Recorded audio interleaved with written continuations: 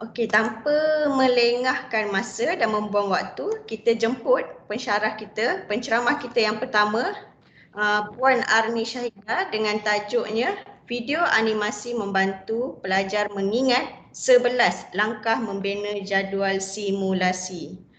Dipersilakan Kak Arni. Okay, Assalamualaikum warahmatullahi wabarakatuh. Okay, terima kasih diucapkan kepada unit R&D dan team member unit R&D semua yang memberi peluang kepada saya untuk berkongsi tentang teknik the best practice, the best teaching practice. Okay, yang mana yang saya jalankan dalam kelas masa sesi PMP.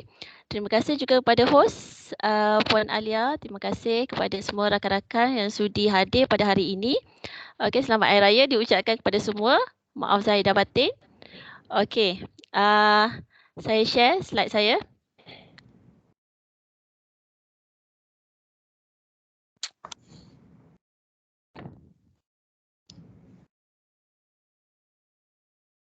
Boleh nampak? Nampak Kak. Nampak Okey. Saya akan share berkenaan dengan the best practice Video animasi membantu pelajar mengingat 11 langkah membina jadual simulasi. Ini yang saya lakukan dalam kelas LOG 2513, Logistic Principle and Application using Pro Model. Okey. Okey, masalah. Pernyataan masalah. Masalah yang pertama yang saya dapat cari, yang pelajar hadapi ialah pelajar menghadapi masalah untuk membina jadual simulasi dan menyelesaikan masalah pengiraan-pengiraan yang lain yang perlu merujuk kepada jadual simulasi. Okey. Di mana dia memenuhi CLO yang pertama iaitu to solve component measurement based on the simulation table, dan assessment untuk CLO yang pertama ni adalah 30%. Okey, dan membina jadual simulasi ni dia punya markah dia agak besar lah sebab assessment ni adalah 30% dan keseluruhan daripada assessment yang pertama adalah banyak je dibakirkan oleh jadual simulasi dan komponen-komponen yang lain yang perlu mereka selesaikan. So, kita tengok bukti yang saya telah adakan survey ataupun tinjauan kepada pelajar-pelajar semester 6, 6B, 6C dan 6D seramai 68 orang. Okey, bukti yang saya dapat daripada Google Form sepanjang ini setelah seminggu, maksudnya minggu ketiga yang saya adakan sesi PNP, okey, saya melihat ada dua masalah. Okey, apakah kesukaran anda sewaktu mempelajari jadual simulasi ni? Ada dua masalah.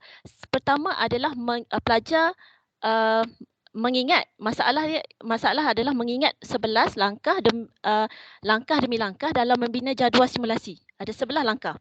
Dan masalah yang kedua adalah mengingat 13 formula dalam membina jadual simulasi. Ini adalah komponen measurement tadi yang untuk menguji ataupun untuk mengira daripada jadual simulasi ni dia kena mengira beberapa komponen measurement. Jadi semasa tinjauan dibuat pada masa 29 Mac ni, itu pada minggu keempat tak silap saya, selepas minggu ketiga PMP. So pada masa tinjauan ni dibuat adalah pelajar 55.9% mengalami masalah mengingat. Okey, sebelum dia pergi kepada masalah formula adalah mengingat dulu. Nak ingat langkah demi langkah tu. Sebab kalau dia gagal pada langkah yang pertama, dia akan gagal pada langkah-langkah seterusnya. Okey, jadi sangat penting. Yang pertama. Jadi 55.9% yang mengalami kesukaran mengingat 11 langkah tadi. Jadi saya mengambil inisiatif untuk membina video animasi. Okey, untuk menguji mereka adakah video animasi ni dapat membantu mereka mengingat atau mengatasi masalah yang mereka hadapi tu tadi. Okey, itu masalah yang pertama. Masalah yang kedua, okey, pelajar tiada kaedah tersendiri bagi membantu mereka mengingat 11 langkah membina jadual simulasi. Okey, sepanjang minggu ketiga tu saya membuat tinjauan secara round table. Okey, saya nak melihat macam mana student ni mengambil nota-nota ataupun mengambil notes lah kan, mengambil nota. Okey, rata-rata saya pelajar yang bergenerasi Gen Z ni, mereka suka ambil gambar. Mereka suka ambil video. Okey. Tapi mereka tidak mencatat. Okey, tidak mencatat sebab perkara-perkara ni macam sebab dia banyak kan untuk mengingat langkah-langkah ni, dia kena mencatat. Dan di kalangan perempuan mereka agak rajin untuk mencatat. Okey. So saya memantau selama minggu ketiga tu, saya memantau macam mana dia orang mengambil nota. Okey, apakah kaedah-kaedah yang dia orang gunakan selain daripada mengambil nota atau mengambil gambar atau mengambil video, apakah kaedah yang dia orang gunakan. So saya dapat pratinjauan. Okey, pratinjauan apakah kaedah yang anda gunakan untuk mengingat. Okey. Okey, ni boleh lihat daripada carta ni, satu orang sahaja yang membuat carta. Okey, daripada 68 pelajar, satu orang sahaja yang membuat carta. 31 orang menulis nota ringkas. Maksudnya dia orang tulis. Ini banyak saya round table di kalangan perempuan lah, pelajar perempuan. Dia catat nota pada modul. Okey, pada modul. Okey, dan lelaki apa yang saya tengok, dia suka ambil gambar. Okey, dia suka snap video. Apa yang kita ajar dalam kelas, dia akan snap video. Jadi 52.9% adalah menghafal tanpa menulis, tanpa mencatat. Itu yang agak mengejutkan. Sebab pelajar zaman milenium ni, dia tak suka menulis sangat. Jadi 52.9% hanya ingat dalam kepala, main ingat je. Benda bukan sikit, banyak. Okey, berkenaan dengan langkah dan lagi formula yang nak 13 formula yang perlu diingat. Jadi mereka just ingat je dalam kepala macam tu. So ini fakta ataupun data yang saya dapatkan daripada survey saya pada minggu keempat ke tiga kelas. Okey, seterusnya masalah yang ketiga. Okey, masalah yang ketiga, subjek LOG 2513 adalah keseluruhannya berdasarkan penilaian assessment dan tiada final. Oleh itu, ia akan memberi kesan kepada pelajar jika mendapat keputusan yang kurang baik atau gagal dalam CLO1. Okey, sebab markah membina jadual simulasi ni adalah tinggi. Kenapa saya fokuskan kepada jadual ni? Sebab markah dia agak tinggi untuk CLO yang pertama. Markah dia 25/45 dan mewakili 30% dalam assessment yang pertama. Okey, so kita tengok buktinya. Apakah keputusan? Ini saya adakan satu latihan. Saya adakan satu latihan sebelum saya membina the best practice tadi, the best teaching practice tadi. Saya membina satu video animasi. Saya memberi satu latihan untuk menguji apakah kaedah yang mereka gunakan mengingat dalam kepala tadi. Adakah memberi memberi keputusan yang baik untuk latihan ya pada minggu keempat macam tu, pada minggu keempat. Okey, boleh tengok daripada carta ni seramai 68 orang. Okey, kita tengok yang gagal ni. Yang gagal ni bawah pada 20%, seramai 8 orang yang gagal. Okey. Bawah pada 20% gagal. Seramai 88 orang dan bawah 40% seramai 8 orang. Okey, yang ni yang mengingat dalam kepala tadi. Okey, dia tidak menulis, dia tidak mencatat, dia hanya mengingat sahaja. Apa yang ingat. Kalau tak ingatlah nasiblah kan. Jadi bawah pada 60 adalah ada 10 orang pelajar. Jadi kesemuanya adalah 26 orang yang saya kira akan gagal pada CLO yang pertama. Okey, so itu data masalah. Okey, masalah yang pelajar hadapi untuk kursus LOG 2513 sepanjang 5 minggu. 5 minggu CLO 1 cover minggu pertama hingga minggu ke-5. Okey, seterusnya. Jadi saya memikirkanlah macam mana untuk saya memberi inisiatif atau memberi saya membina satu video animasi, okey. So saya laksanakan dalam kelas saya, okey, selepas minggu keempat, maksudnya dalam 1 minggu saya tengok, saya uji dia punya post survey, okey. Saya menggunakan Powtoon. Okey, saya menggunakan Powtoon. Saya create satu video animasi berkenaan dengan langkah-langkah 11 langkah membina jadual simulasi tu dalam bentuk animasi yang ringkas, dan dia orang boleh menggunakan handphone saja untuk melihat ataupun mengingat, okey, mengingat fakta-fakta yang mereka perlu fahami. Okey. Ini adalah video animasi Powtoon. Okey, saya tak perlu tunjuk ya. Saya letakkan dalam YouTube.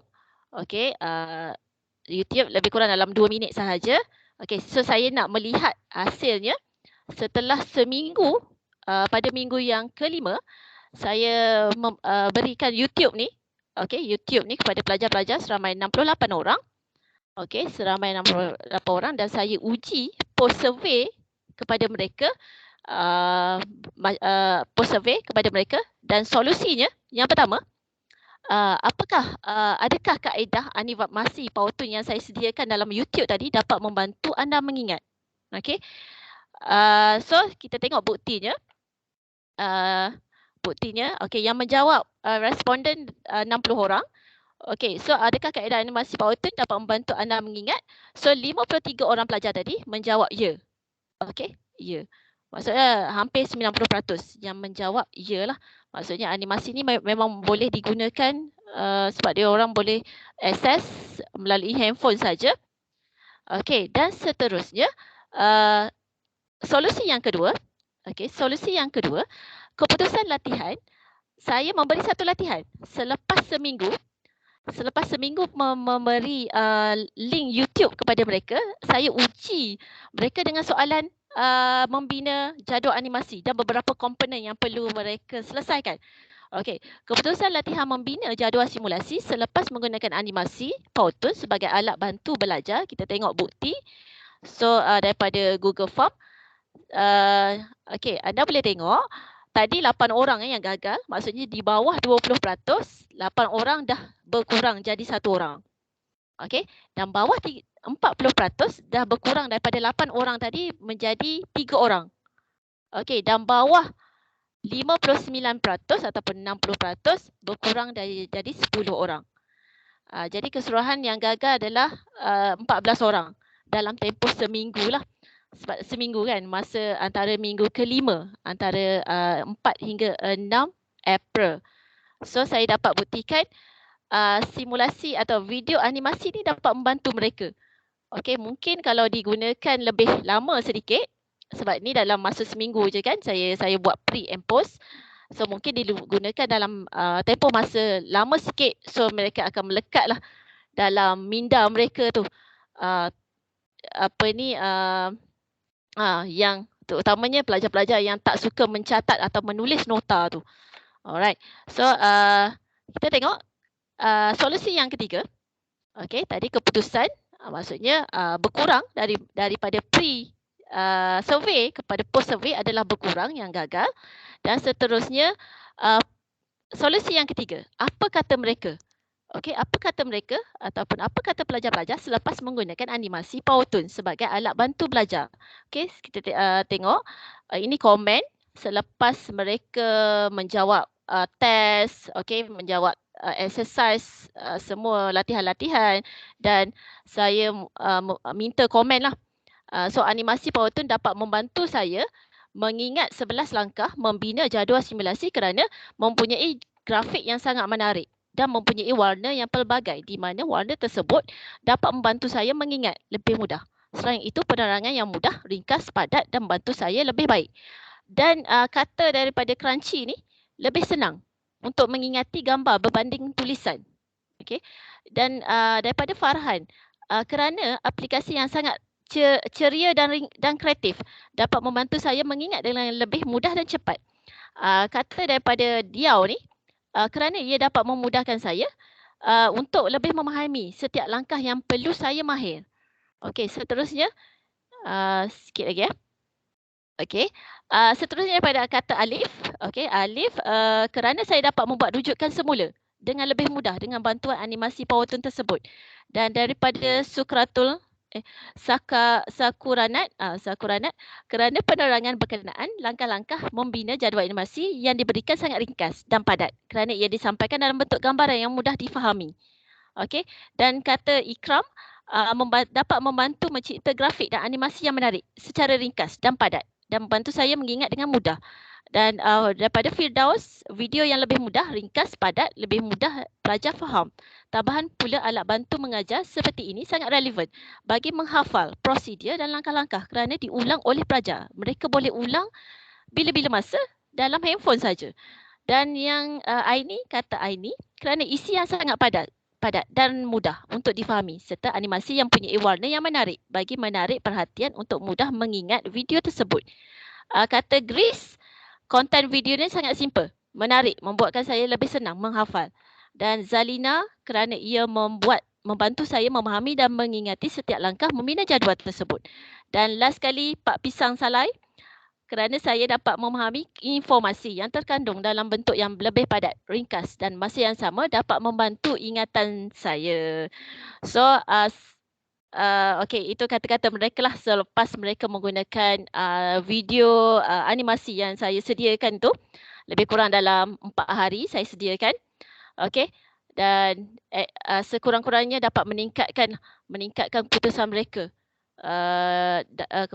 Dan meningkatkan ingatan mereka lah tentang langkah-langkah membina jadual simulasi dan seterusnya dapat membantu mereka mendapat keputusan yang lebih baik. Sebab markahnya agak banyak. Kalau dia salah pada langkah-langkah yang awal, mereka akan gagal langkah-langkah yang seterusnya dan mereka akan gagal keseluruhan CLO yang pertama. Okey, seterusnya yang terakhir. Okey, yang terakhir. Okey, last kata-kata daripada Publius Cyrus. Practice is the best of all instructor. Okey. So itu saja perkongsian hari ini. Terima kasih semua. Assalamualaikum warahmatullahi wabarakatuh. Waalaikumsalam warahmatullahi wabarakatuh. Terima kasih pada pembentang kita yang pertama, Puan Arni. Seperti yang kita ketahui lah, Puan Arni memang berbakat dalam membuat animasi menarik, pembelajaran kreatif, inovatif. Bagi saya, pembelajaran yang menggunakan animasi ni sangat interaktif untuk belajar, untuk pelajar. Pelajar akan lebih berminat, pelajar akan senang mengingat. Ada selingan-selingan kartun animasi, ada aksesori-aksesori kan dalam slide, dalam video.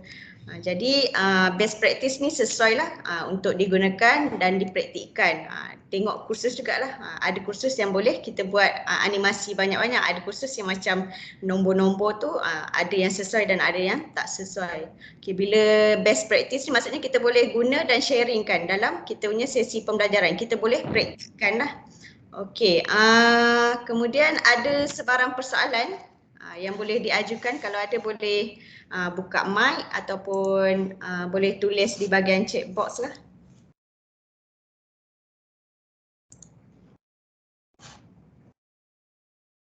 Okey, 5, 4, 3, 2, 1. Okey, saya kira tak ada soalan lah. Okey, terima kasih pada Puan Arni. Terima kasih. Okey, seterusnya kita akan teruskan dengan kita punya pembentang yang kedua, Encik Omar, dengan tajuk How to do analysis from data given. Okey, kita jemput pembentang kita yang kedua untuk share slide dan mulakan pembentangan. Okay, harap all of you boleh dengar suara saya. Dengar tak? Dengar. Suara. Okay, terima kasih. So, saya go through with the slide lah.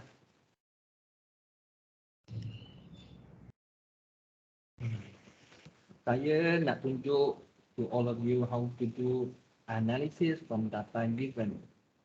So, saya tak adalah macam Puan Asmi tadi. Dia Tak masalah, saya tak tahu. Saya pun tak expect nak tahu apa tu best practice ke apa. So saya jump to this one. I'm going to share with you. So this is about test 1. Okay, this is about test 1. So last time saya ada buat test 1 lah dekat pelajar. Kan buat, memang kena buat lah because to assessment. So test 1. So for test 1, untuk saya ajar ni, dia ada 2 platform. So for DLM4, DLM4A dia orang online. Untuk DLM2A to B dia orang offline. So, ada 2 platform berbeza lah. So I want to see the performance of the student. I want to see the performance of the student. So nanti you all boleh buat lah, nanti simple analysis. So yang ni objektif saya. So I want to see that, I want to identify whether there is a significant difference between male and female in terms of test 1 performance. Saya nak tengok dari segi test 1, mana yang lebih bagus, perempuan ke lelaki? I want to see that. So number second, saya nak tengok dari segi CGPA. Betul ke kalau you punya CGPA bagus, you punya test 1 better than for those who CGPA bawah. Nombor 3, I want to see ada perbezaan tak? Berapa jam you belajar, meaning if you belajar banyak jam, meaning your test 1 is bagus. Performance you bagus. Itu nombor 3. And number 4, I want to see dalam 3 kelas yang ajar ni, which one is better? DLM2A ke, DLM2B ke, DLM4A? So yang last kali, saya nak tengok dari segi platform pula. Yang mana lebih, performance lebih bagus lah. Online ke offline? So dari segi logiknya of course lah online. Why? Because kita tak tahu dia orang buka buku ke, tutup buku ke. So logiknya kita tahu online is going to be better result lah. So I want to see all these 5 objectives. So apa yang saya buat? Saya ambil saya buat design questionnaire, saya letak dalam Google Form. So saya minta student respon lah dalam Google Form tu. So these are the result lah. These are the result. So normally, bila you buat research, there must be a background for respondent lah. You must do this first. Before you go to the objective, bila you go to objective, you kena buat benda ni dulu. The background of the respondent tu. So dalam saya punya so my sample is my class lah. That's why saya guna method sampling, convenient sampling. Why? Because student tu responden saya yang mudah lah. Memanglah untuk subjek ni dia ada a few classes lah, macam Puan Sarah dia ada DIA. So saya cuma ambil saya punya student. So I'm using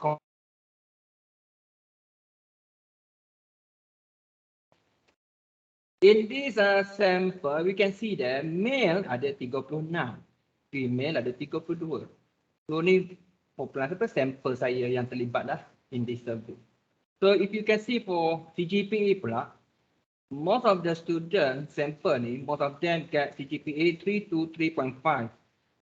So 22, 3.5 to 4 flat. So yang dapat 2.2 to 2.5 dua orang saja. So how was tadi? Banyak mereka belajar 2 hingga 4 jam saja for the test 1 tu. Jadi kalau kita tengok kelas pula, di LM2A yang terlibat hanya 24 sedangkan we have about 27 student ya. Okay, di LM2B 27 ada seorang tak masuk, ada orang tak participate. And di LM4A sepatutnya 19 students, so 2 orang tak participate. So platform offline and online.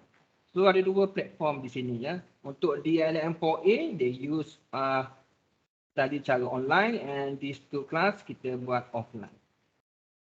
So normally ada orang lah, ni saya tunjuk. Ada setengah researcher, dia suka buat dalam table macam ni. Nampak macam professional sikit lah. Tapi ada orang suka graph macam ni. Figures, gender, 47% is female. So nampak di sini, most of the student for DLM ni lebih ramai lelaki compared to female. This is figure. Kalau tadi table, saya tunjuk dua-dua. This is CGPA. figure here, you can see most of them get 3 to 3.5 GPA. So bagus juga lah kelas ni, tapi result tak berapa bagus sangat. Okay, ya. Hours of study, you tengok 2 to 4 hours dia orang study untuk 2 hingga 4 jam saja. Tengok 7 orang dia belajar more than 6 hours. So what do you expect for your test 1? So class, so most of them yang paling ramai di LM2B lah, 40%. So di LM4A ni senior lah. Test 1 tak ramai, 19 students. Ini platform. So 75% belajar offline and online ni untuk senior lah di LM4. Okay. For this data analysis, nanti saya tunjuk for you lah. Saya tunjuk how do I do the analysis. Saya akan tunjuk dengan you. So untuk yang ni, since my objective is I want to see the difference. Bila you tengok, you punya objective, you want to see the difference, you just go for these 2 analysis pun dah cukup. The test for 2 independent sample and 1 way ANOVA. Okay, and this test nak tengok difference, ataupun influence. Okay, before you do this test, you have to check normality. Yang ni yang ramai orang di luar sana yang bukan ada background statistik, dia buat run analysis, dia lupa nak buat normality. Bila you tak buat normality, for example this one, gender and male visit here, kalau tengok ni, kita counting di sini ya.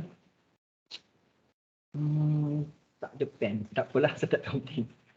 Okay, kalau you tengok di sini, significant, nampak tak 0.493, this one 0.134, meaning this is not significant. Bila ni tak significant, bermaksud data you ni normal. Sama juga yang ni, nampak tak? 0.48, 0.8, semua ni tak significant. Bila tak significant, meaning you can do the t-test and ANOVA. Orang di luar sana yang tak pandai analisis, dia buat ANOVA tapi dia lupa nak check normality.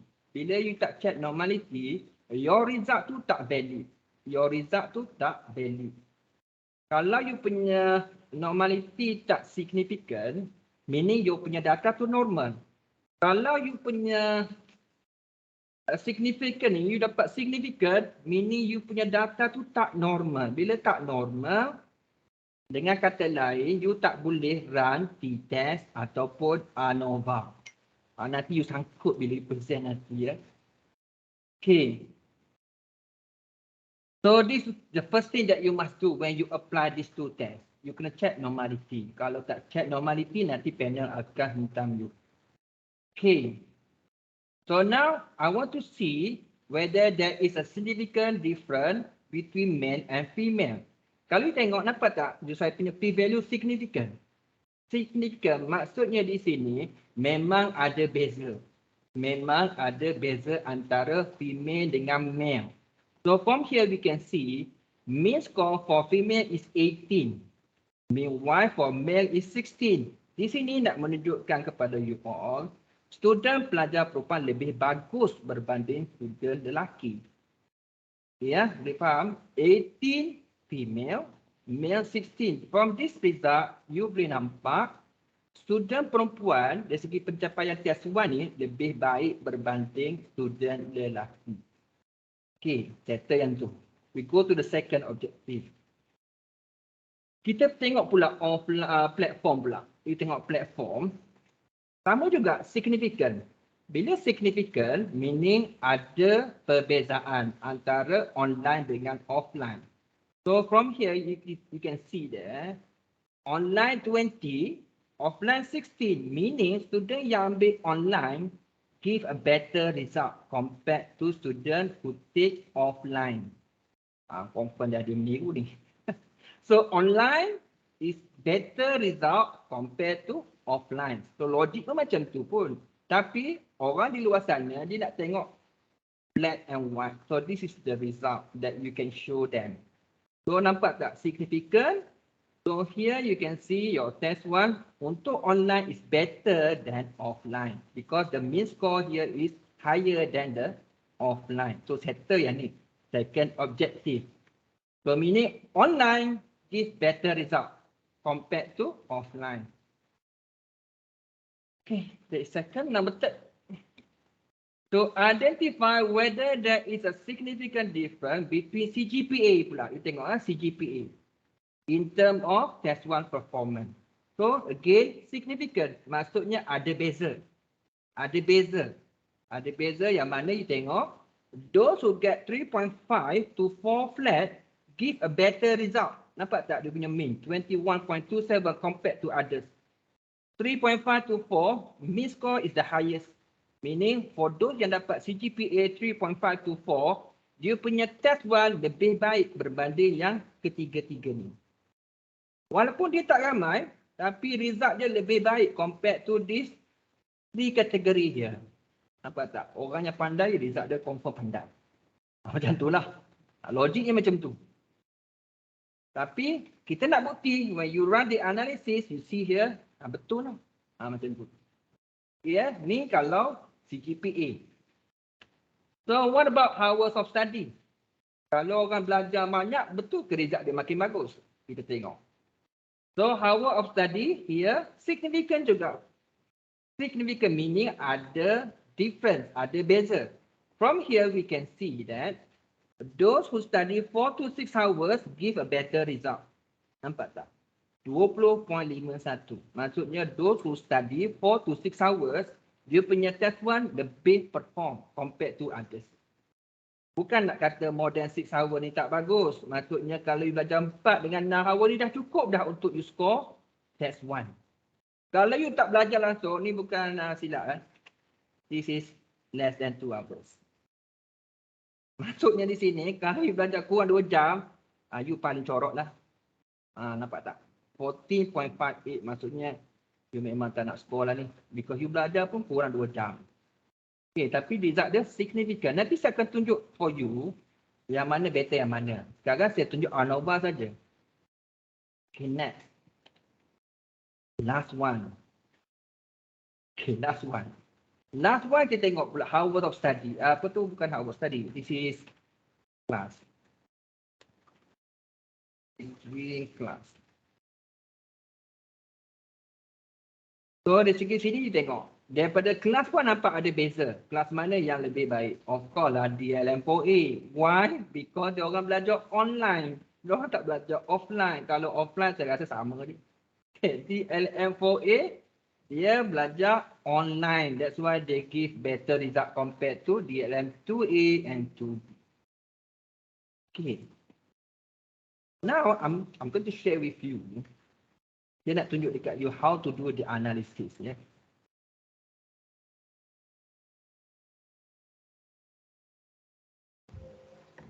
Cuma boleh tak interrupt sikit nak tanya? Nampak tak tadi slide? Nampak tak slide saya tadi? Nampak ya? Tadi? Nampak slide tadi ya? Ha. Okey.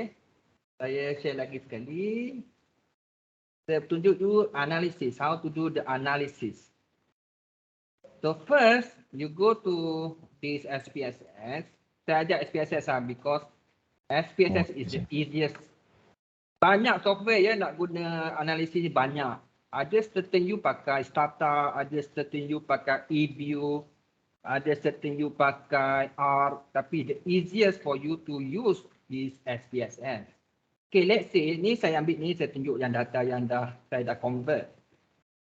Okay, katakanlah student ni dia baru nak buat. Saya ingat saya dah beritahu tadi, saya guna Google Form ya. Saya guna Google Form. So, apa yang saya buat? Kalau you guna Google Form, you get this data. Nampak tak di sini? Apa tu data, you go to desktop, you go to Excel from Google Form. Go to Excel, kita tengok ke data. Because data from Google Form adalah bentuk Excel. So nampak tak ni Excel, you go, you pun open. You pun OK. So keluarlah data you dalam Google Form tadi. Ni kalau foto yang baru daripada Google Form, you nak masuk dalam SPSS. Tapi saya tak nak guna ini. Saya nak tunjuk for you how do I analysis the data. Ya. Foto yang dah biasa dengan SPSS dia dah expert dah. Ni foto yang tak biasa, saya tunjuklah basic ya. Okay, I'm going to show you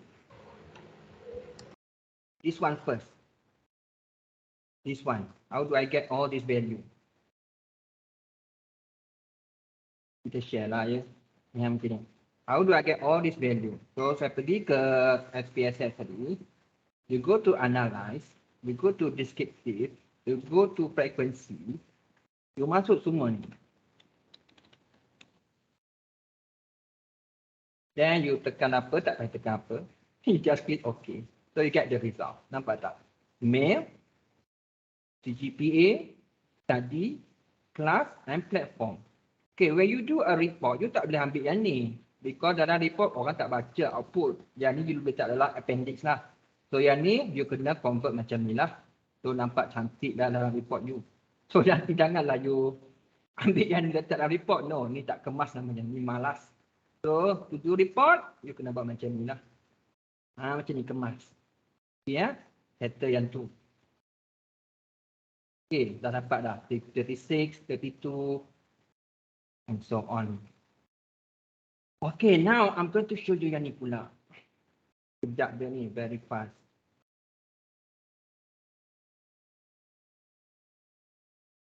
So normality pula. How do I do this normality test? Saya tunjuk kat you ya. How do I do this normality test? You go to SPSS. So yang ni SPSS you boleh download lah tutorial. Dia free saja. Okay, analyze. You go to explore. Analyze, explore. So this one dependent is your test one lah, dependent. So you punya factor, you going to do this on factor list. So you go to option, no, you go to plot, yes. So this one, so ni none tak payah. So ni pun tak payah. Because we want to see the Kolmogorov and Shafirovic saja. So from this result, you akan dapat, see. Nampak tak ni jawapan? This one. Male, female, 0.493. So yang ni pun saya cut masuk dalam PowerPoint saja. Ini pun sama. See here, test of normality. And this one also. Ni penting ya bila you nak run what kind of analysis. You kena fulfill the assumption. You tak boleh senang-senang buat ANOVA, tak boleh senang-senang buat t-test, tak boleh. Because setiap test tu ada assumption. So normally orang suka buat regression. Regression assumption dia banyak ya. You bukan simply can do regression. Regression ada a few assumption that you have to fulfill. Baru you boleh run. Okay, macam ni juga ni test normality and so on lah. Okay, settle yang ni. Kadang-kadang orang di luar sana dia tahu run. Memang SPSS ni dia run saja. Tapi panel dia tahu. Dia tahu yang you ni tak fulfill normality. Okay. And this one is, you tengok ni t-test. Gender, male, female, test 1. Significant. Ada orang tak percaya betul ke significant. Saya akan prove for you. Tengok ada orang buka mute tu. Tengok analyze. Compare this one. Independent sample t-test. Your test variable is your test 1, your gender here. You define group 1, 2. Kenapa 1 dengan 2? Kenapa? Because dekat sini you dah coding 1, 2 nampak tak? 1, 2, 1, 2, 1, 2. That's why di sini you letak 1, 2. Kalau you coding di sini 1, 3, you masuk di sini 1, 3. Jangan pula 1, 2 pula. Macam begini.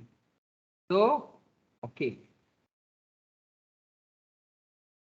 Ini saja how to do analysis lah ya. Okay, here you can see there. Nampak tak you punya male, female. Female is 18.89, male is 16. And you see here, nampak tak significant? 0.019. P-value is less than 0.05. Normally alpha kita letak 0.05. If let's say you get P-value here, significant, less than 0.05 meaning the significant. So terbukti lah significant 0.019. So significant. Okay, what about this one? Untuk platform pula. Tengok Analyze. Ni simple analysis saja you ni. Sebelum pergi yang difficult punya. Okay, this one platform. So again, apa you coding kat platform? 1 dengan 2 juga. So 1, 2, continue. So platform.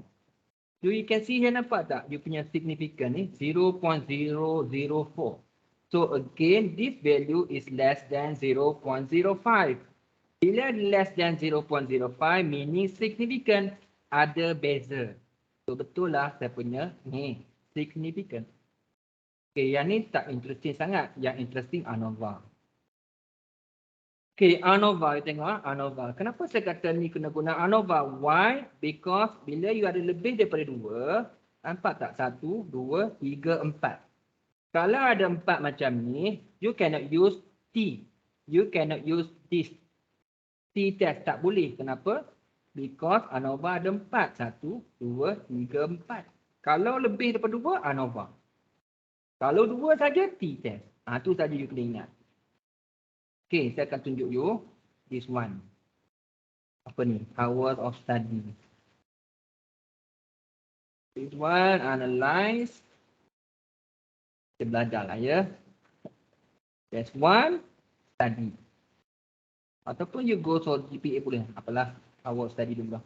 CGPA dulu lah, better sikit. CGPA. Okay, kita tengok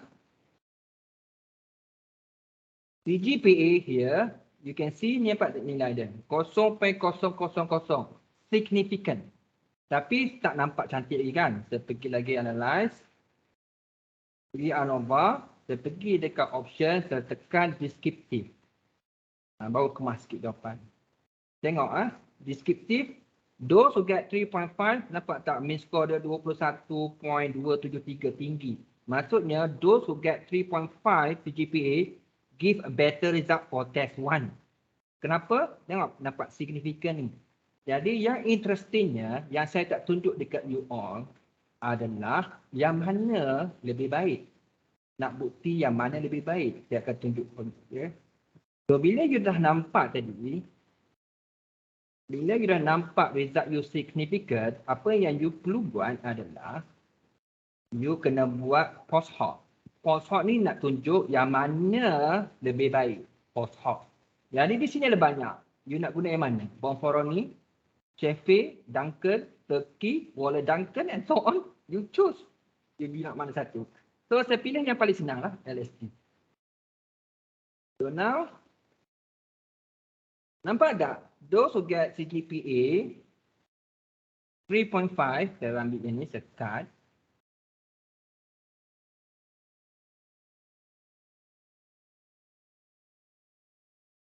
Tunjuk.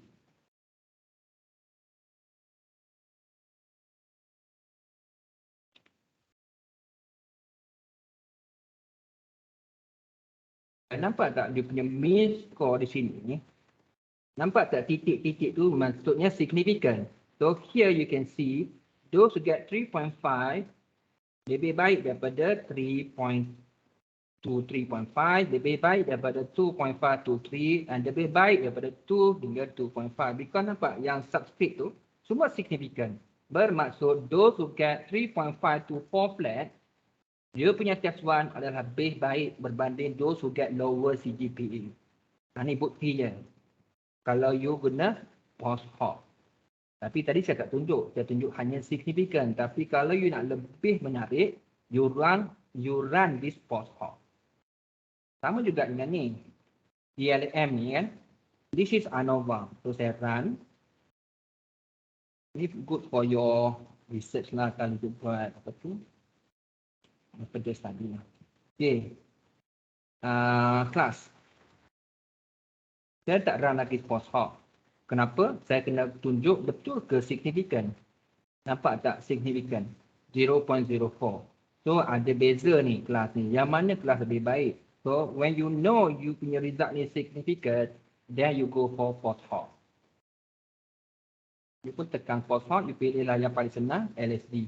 Nak tekan Bonferroni pun boleh. Cantik tak kan? Bonferroni. Okay, now here you can see that DLM4A better than DLM2A. Nampak tak? Ni substitute ni. DLM4A better than DLM2A. But DLM4A dengan DLM2B sama saja. Yang DLM4A ni dia lebih baik daripada DLM2A sahaja. Tapi DLM dengan 4A sama. Tak ada beza. Di sini nak buktikan kepada you all. Berbanding DLM4A dengan DLM2A ni, DLM4A lebih baik. Tapi kalau DLM dengan DLM2B, kalau you compare, tak ada beza. Sama. DLM2A dengan DLM4A dengan DLM2B, dia punya result sama. Walaupun DLM2B offline.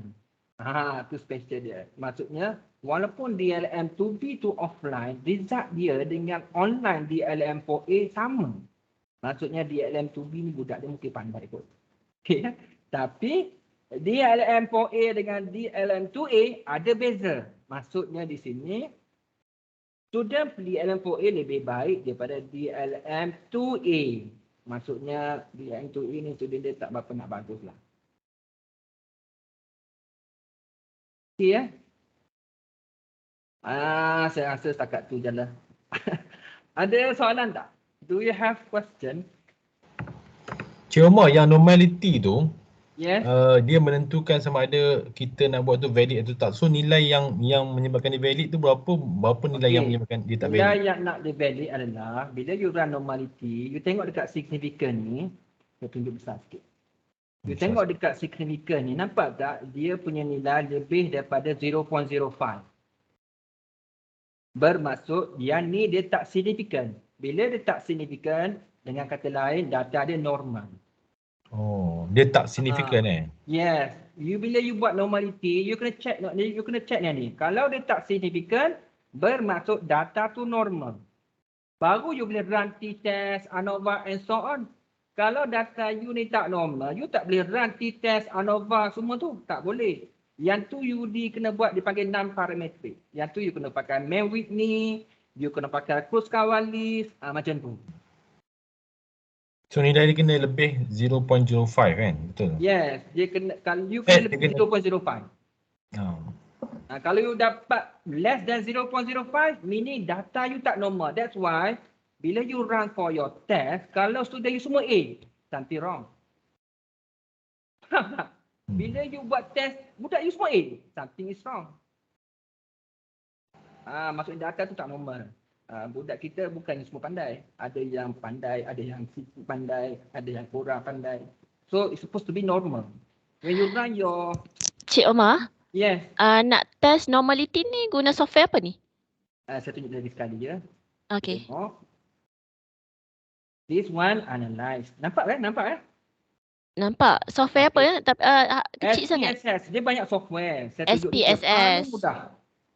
Paling mudah software untuk statistik adalah SPSS. SPSS. Ada orang pakai Minitab, ada orang pakai SAS. Tapi untuk sosial macam yang bukan background stat, dia SPSS is the easiest. So tunjuk ya, deskriptif. Jadi kena dapatkan normality tu dulu, baru Yes. uji dengan menggunakan software yang lain tadi. Bukan. Baru menguji dengan untuk analisis yang you nak macam ni. Independent, PET. Kalau you pakai non-parametric, ni nampak tak ni? Yang ni dia panggil non-parametric. Non-parametric tak perlukan normality. Oh. Tapi bila tak normal, data tu tak bagus lah. Dengan kata lain. You mesti dapat data yang normal, baru result you cantik. Kalau you punya data tak normal, panel pun akan hantar you cukup-cukup. Ada soalan lain tak? Any question? Ni saya tunjuk ni berdasarkan benda yang penting. So, sometimes orang di luar sana, dia hanya run t-test, run ANOVA without doing this normality. So, sometimes kalau orang tu dia ada background stat, dia akan tanya you dah check normality ke belum? Lepas tu bila you check, tak normal. You punya analisis semua salah ya. Macam tu lah. Apakah yang menyebabkan dia tak normal tu? Cik Macam Omar. cakap lah, data kita tak tahu. Kita tak tahu data tu normal atau tak. Bila you run baru you tahu. Macam data saya ni lah, saya tak tahu data saya normal tak.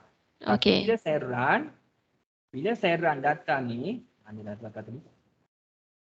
bila saya run data ni, saya tak tahu data ni normal atau tak. Saya tak tahu. Because data ni saya minta student isi Google Form tu, respond. Dia pun respond. Saya masuk dalam SPSS, saya pun run. Bila saya run, nasib baik normal. Kalau tak normal, macam-macam saya dapat buat. Nasib baik data saya normal. Kalau tak normal, maksudnya saya punya analisis, saya tak boleh guna parametrik lah. Saya pakai non-parametrik. Okey. Ni analisis yang simple ni ya. Ni hanya nak tunjuk ada beza atau tak ada beza saja. Saya boleh tunjuk lagi faktor apa yang menyebabkan test 1 tu belum. Ini adalah the easiest analysis yang you all boleh apply. Bila you mengajar kan, you nak tengok mana lebih baik dengan student mana. Macam tu lah. GPA betul ke? GPA you ni bagus, result you bagus, betul ke? Bila you run, betul. Macam tu lah. Kadang-kadang kita cakap mulut, tapi when you run analysis, it prove, terbukti. Betul lah. Yang mana GPA tinggi, result dia bagus. Betul. So, kita kena banyak masukkan budak yang result bagus lah. Ada question tak? Tak ada. Kalau tak ada, saya rasa cakap tu je lah. Thank you.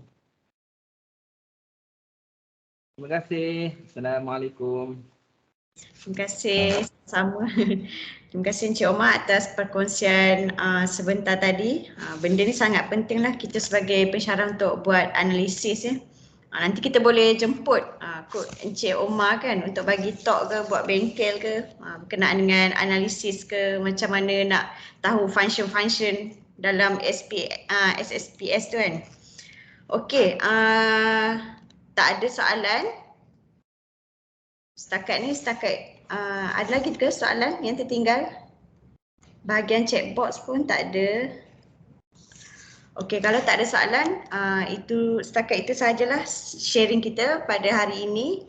Kita akan sambung lagi sharing pada 2 minggu lagi lah akan datang sebab minggu depan kita ada bengkel. Jadi kita akan sambung slot keempat pada minggu seterusnya, 2 minggu lagi. Oleh 3 orang 3 orang pembentang. Rupanya ramai yang nak membentangkan, berebut. Nak membentangkan best practice masing-masing. Okey, sebab ia dikira pembentangan ni kan ada masuk dalam kita punya SKT lah. Jika kalau ada yang berminat nak bentang best practice, boleh maklum lah pada mana-mana ahli unit R&D. Okey, rasanya setakat itu saja. Sekian saja pada hari ini. Kita boleh tutup kita punya perkongsian dengan tasbih kafarah dan suratul As.